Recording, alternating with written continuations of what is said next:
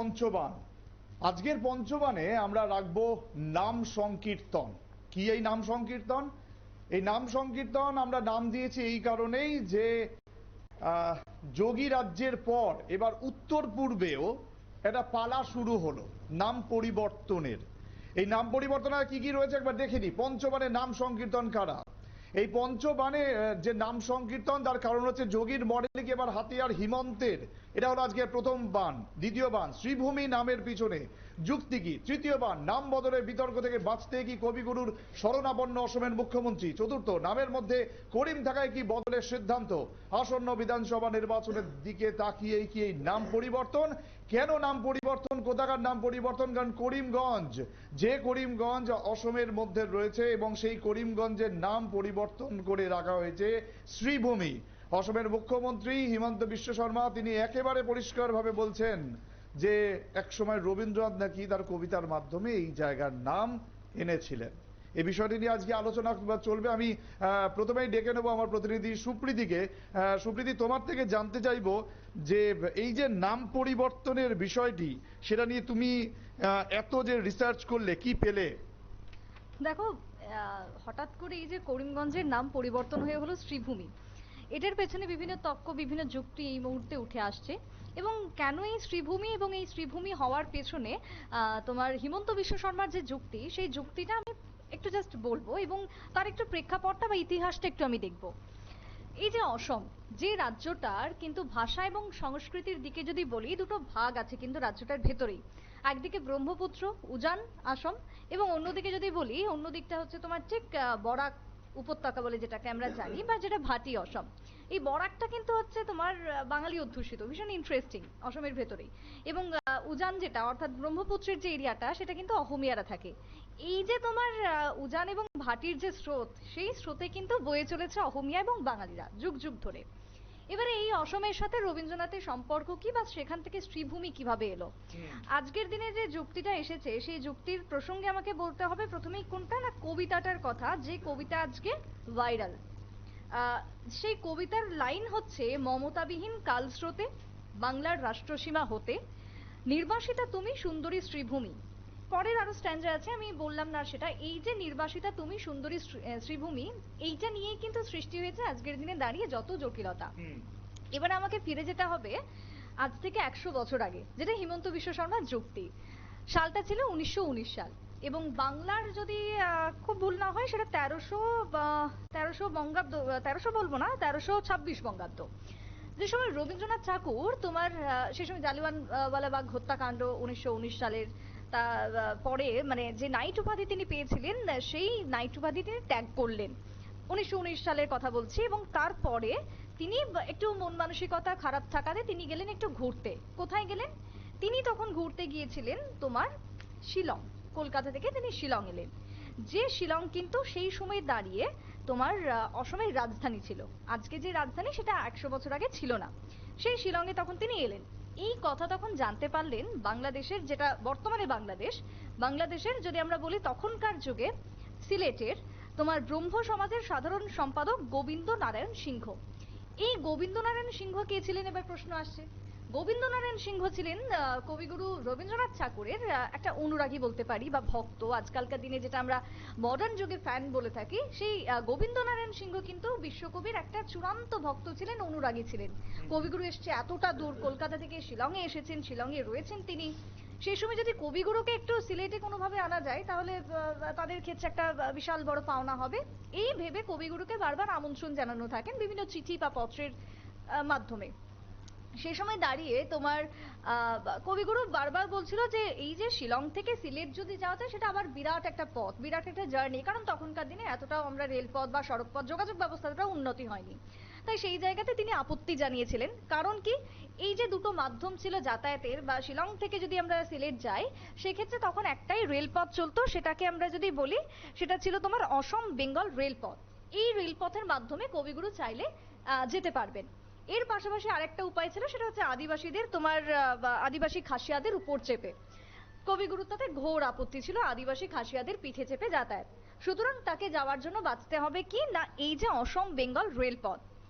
এবারে সেই জায়গাতে দাঁড়িয়ে তখন যখন কবিগুরু গেলেন দীর্ঘ চিঠি পাওয়ার পর, আমন্ত্রণ পাওয়ার পর, সেই আমন্ত্রণকে তিনি আর চাইলেন না যে এটাকে আমি বাদ দিই। তো তারপরে তিনি গেলেন, মনস্থির করলেন যে এবার আমি যাব সিলেটে। সিলেটে গিয়ে তখন একটি বক্তৃতাতে, সেখানকার একটি টাউন হল ছিল, সেই টাউন হলে সন্ধ্যে 7টার সময় কবিগুরু আসবেন এরকম একটা পোস্টার ছাপানো হলো, এরকম একটা ব্যানার দেওয়া হলো, কবিগুরুর বিশেষ ভাষণ থাকছে দেওয়া হলো। সেই সময় দাঁড়িয়ে বিকেল 4টের সময় দেখা গেছে সিলেটে সেই টাউন হল পরিপূর্ণ, তিল ধারণের জায়গা সেখানে ছিল না। মানে কতটা ভিড় পাবো, তখনও কিন্তু বিশ্বকবি রবীন্দ্রনাথ ঠাকুরের প্রসার, তার পরিচিতি কিন্তু বৃদ্ধি পেয়েছে ইতিমধ্যে। তখন তিনি নোবেল ইতিমধ্যেই জিতে গেছেন, এবং উপমহাদেশের মধ্যে প্রথম তিনি নোবেল জিতেছিলেন সে সময় দাঁড়িয়ে। তো তখন তাকে দেখে একটা বিরাট বড় মানুষের যখন এই যে ভিড় হলো, মানুষের এই আতিথেয়তা পেলেন, বর্তমান যেটা বাংলাদেশ, তখনকার দিনে সেই সময় দাঁড়িয়ে তার এই আতিথেয়তা পেয়ে তিনি মুগ্ধ হলেন, তিনি ভাষণও দিলেন। তার পরবর্তীতে তিনি যখন সেখান থেকে ছাড়লেন বা সেখান থেকে ফিরলেন, সেই সময় তিনি একটা কবিতাও লিখেছিলেন, এই যে তোমার প্রাকৃতিক সৌন্দর্য, সেই সৌন্দর্যের উপর তিনি আকৃষ্ট হয়েছিলেন। তারপরে সেই কবিতা কিন্তু উঠে আসলো আজকের দিনে দাঁড়িয়ে, যে কবিতায় নাকি করিমগঞ্জ হওয়ার পেছনে অন্যতম যুক্তি। এটা তোমাকে একটা গল্পের মতন তোমাকে এবং আমাদের দর্শকদের বললাম যে সেই সময় দাঁড়িয়ে 1919 সালে যখন এই কবিতাটা রচনা হয়েছিল, সেই রচনার প্রেক্ষাপট কি ছিল।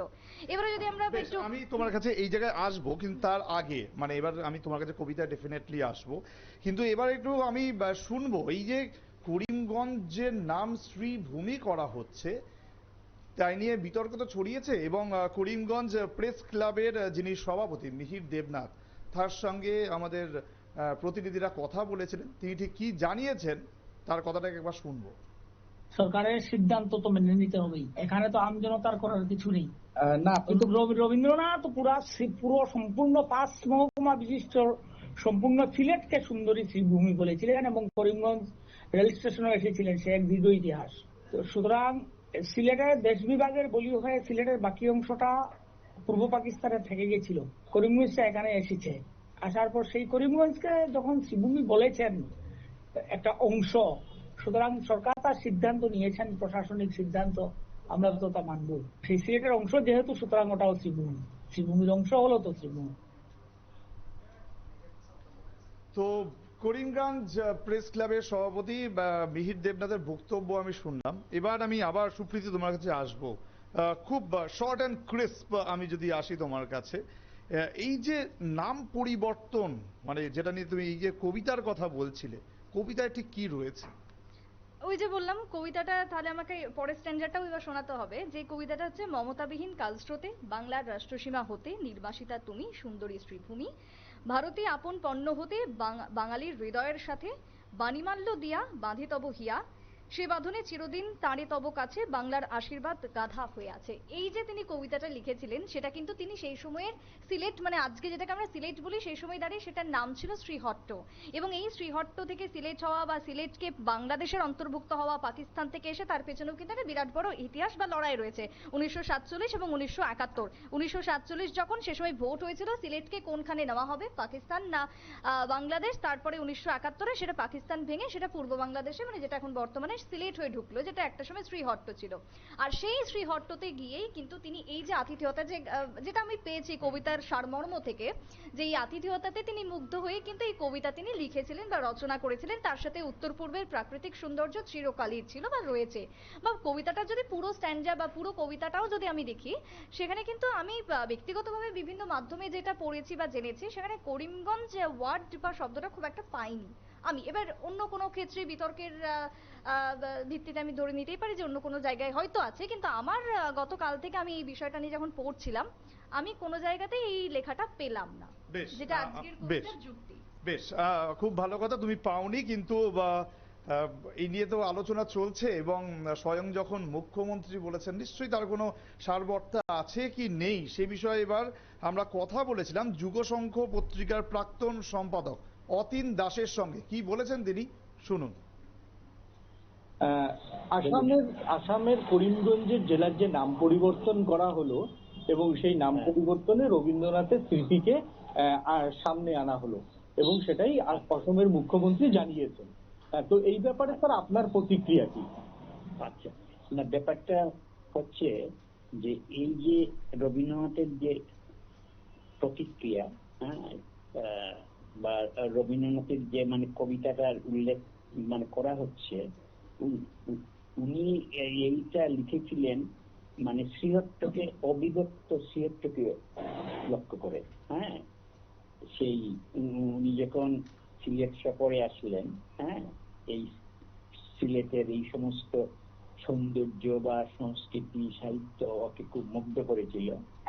এবং তখনই উনি লিখেছিলেন যে বাংলার রাষ্ট্র সীমা হতে নির্বাসিত যে পশ্চিম পূর্ব বাংলা বা পশ্চিম বাংলা কোনটারই সঙ্গে নয়, তার বাইরে থেকে, মানে সিলেট তখন আসামেরই একটা জেলা ছিল, তখন ওই সিলেট জেলাকে মানে উপলক্ষ করে ওই কবিতাটা লিখেছিলেন। আর করিমগঞ্জটা হচ্ছে সেই সিলেটেরই একটা মহকুমা। হ্যাঁ, তো স্বাধীনতার পর গণভোটে সিলেটটা পাকিস্তানে চলে গেল, আর করিমগঞ্জের আড়াই থানা, হ্যাঁ, আসলো ভারতে। তো ওই অঞ্চলের যারা অধিবাসী বহুদিন থেকেই তাদের একটা দাবি ছিল করিমগঞ্জের নাম পাল্টিয়ে শ্রীভূমি করা হোক, এবং এই শ্রীভূমি নাম দিয়ে ওই করিমগঞ্জ অঞ্চলে ও অনেকজন সংগঠন আছে, সংস্থা আছে। তো সারা দেশেই এখন নাম পরিবর্তিত হচ্ছে, যেমন আপনার চেন্নাই হয়েছে মাদ্রাস, মুম্বাই হয়েছে মুম্বাই, হ্যাঁ, তো সেই এলাহাবাদ হয়েছে প্রয়াগরাজ। তারই ধারায় এই করিমগঞ্জে হয়েছে শ্রীভূমি। এটা একটা ঐতিহাসিক মুহূর্ত এই অঞ্চলের মানুষের জন্য। আমি নিশ্চয়ই এটাকে স্বাগত জানাই। শুনতেই পেলেন তার বক্তব্য, অর্থাৎ কেউ পক্ষে কেউ বিপক্ষে, মানে এইটা তো চলতেই থাকবে, কারণ কারোর কোনো যুক্তি পছন্দ হতে পারে, নাও হতে পারে, এটা যে কোনো বিষয়ে হতে পারে। আজকে আমার যেটা পছন্দ সেটা আপনার পছন্দ নাই হতে পারে, কিন্তু বিভিন্ন প্রশ্ন তো উঠে আসছে, এবং সেই প্রশ্নের মধ্যে আমরা এখন রবীন্দ্রসঙ্গীত শিল্পী দেবাশিস বর্ধন রায়, আমাদের রাজ্যেরই একজন বিশিষ্ট শিল্পী, তার সঙ্গে আমরা কথা বলেছিলাম। তিনি ঠিক কি জানিয়েছেন শুনুন। না, আমি তো বললাম আমার তো ভালোই লাগছে, কারণ রবীন্দ্রনাথকে যেহেতু সবাই স্বীকৃতি দিয়েছে আগে, কিন্তু আসাম সরকার তো সেই রকম ভাবে কোনো স্বীকৃতি দেয়নি। এখন যেহেতু ওদের দেরিতে হলেও একটা বোধোদয় হয়েছে, সেই জন্য তো ধন্যবাদ জানাতেই হয়। আপনার সেই জায়গায় ভালো লাগছে শিল্পী হয়ে একজন? অবশ্যই, যদি আরো দু চারটে স্টেটকে যদি ওই রকম রবীন্দ্রনাথের নাম জড়িয়ে কিছু ভালো কাজ করতে চায়, তাহলে তো আপত্তি থাকার কোনো কারণ নেই, ভালোই হবে। রবীন্দ্রনাথকে নিয়ে কিছু হয়েছে সারা বিশ্বের কাছে, এটা সত্যি খুব ভালো কথা, এবং যে কোনো শিল্পী সেটাকে মেনে নেবেন। কিন্তু এখানে কিছু রাজনৈতিক বিষয় উঠে আসে, যেখানে প্রশ্ন হচ্ছে যে এই যে বারবার নাম চেঞ্জ করা হচ্ছে, ইতিহাসকে কেন বদল করা হচ্ছে, কেন বদলে ফেলতে চাইছে বিজেপি শাসিত রাজ্যগুলো? উত্তরপ্রদেশ থেকে শুরু হয়েছিল, উত্তর পূর্বে সেটা হাতিয়ার হয়ে গেল, হঠাৎ করে কেন? আসন্ন বিধানসভা নির্বাচন, মানে আমরা জানি যে খুব শীঘ্রই সেখানে বিধানসভা নির্বাচন আছে, তার আগে কি শুধুমাত্র সেখানে মানুষের মন জয় করার জন্য, মানুষের মন পাওয়ার জন্য এই নাম পরিবর্তন, নাকি এর পিছনে অন্য কোনো যুক্তি আছে? আজকে যে সমস্ত ইতিহাসগুলো রয়েছে, সেই ইতিহাসগুলো কি কোথাও হারিয়ে যাচ্ছে না? ভবিষ্যৎ প্রজন্ম কি শিখবে, কোথা থেকে জানবে? যদি আমরা উত্তরপ্রদেশের কথা বলি, হঠাৎ করে এলাহাবাদের নাম চেঞ্জ হয়ে গেল, কিন্তু আজও পর্যন্ত এলাহাবাদ হাইকোর্ট তার নাম কিন্তু চেঞ্জ করা যায়নি। বম্বে থেকে মুম্বাই হয়েছে, কিন্তু বম্বে হাইকোর্টের কিন্তু নাম চেঞ্জ হয়নি। আমরা জানি মুঘল সরাই একটি অত্যন্ত গুরুত্বপূর্ণ স্টেশন ছিল দিল্লি যাওয়ার পথে, মানে কলকাতা থেকে হোক বা অন্য জায়গা থেকে হোক, যে সমস্ত ট্রেনগুলো সেখানে যায়, এই মুঘল সরাই থেকে ইঞ্জিন চেঞ্জ হয়। সেই মুঘল সরাইয়ের নামও কিন্তু চেঞ্জ করা হয়েছিল যোগী রাজ্যে। পশ্চিমবাংলার কথা যদি বলি, বর্ধমান স্টেশনের নাম চেঞ্জ করার কথা ভাবা হয়েছিল। এছাড়াও বহু বহু এরকম একটা মানে নাম আছে যেগুলোকে চেঞ্জ করার সিদ্ধান্ত হয়েছিল, যে সমস্ত নামের ক্ষেত্রে পার্টিকুলারলি কিছু মুসলিম নাম জড়িয়ে। কেন কেন এই প্রশ্নটা আজ আমরা রাখছি আপনাদের কাছে। আমাদের প্রশ্ন, যদি আপনাদের মনে হয় যে এটার কমেন্ট করার প্রয়োজন আছে, সোশ্যাল মিডিয়ায় এই মুহূর্তে কিন্তু লাইভেও রয়েছি আমরা, আপনারা সেখানে গিয়েও কমেন্ট করতে পারেন যে এই যে নাম পরিবর্তনের একটা খেলা শুরু হয়েছে, সেই নাম পরিবর্তনের খেলাকে আপনি বা আপনারা কতটা সমর্থন করেন? এই নাম পরিবর্তন হলে কতটা সুবিধা হবে না হবে মানুষ হিসেবে এবং একটি রাজনৈতিক দলের সমর্থক হিসেবে? আপনি অনেকেই বলে যে আমি কোনো রাজনৈতিক দলের সমর্থক নেই, কিন্তু ভোট আসলে অনেকেই কিন্তু নোটায় প্রেস করে তার ভোটটাকে নষ্ট করতে চান না। বিজেপি, তৃণমূল, সিপিএম, কংগ্রেস, যে যে রাজনৈতিক দলের সমর্থক, সেই রাজনৈতিক দলের প্রতীকে আমরা ভোটটা দিয়ে থাকি। আর ভোট দেওয়া তো আমাদের অধিকার। ভোট দিলেই আমরা একটা সুশাসন পাবো, উন্নয়ন পাবো। কিন্তু আদৌ কি সেটা হচ্ছে? তার মধ্যে এই ইতিহাস যে হারিয়ে যাচ্ছে, এই ইতিহাসটা বইয়ের পাতায় কি আপডেট হচ্ছে?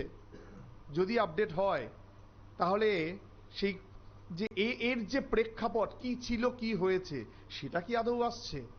এরকম বহু প্রশ্ন কিন্তু এই মুহূর্তে ঘুরপাক খাচ্ছে, এবং যা নিয়ে প্রশ্ন তুলছেন সমাজের একটা অংশ, আবার আরেকটা অংশ বলছেন যা হয়েছে বেশ হয়েছে, সবটাই ভালোর জন্য।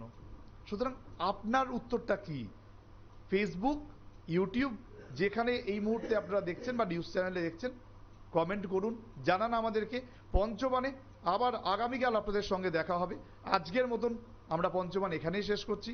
ধন্যবাদ, নমস্কার।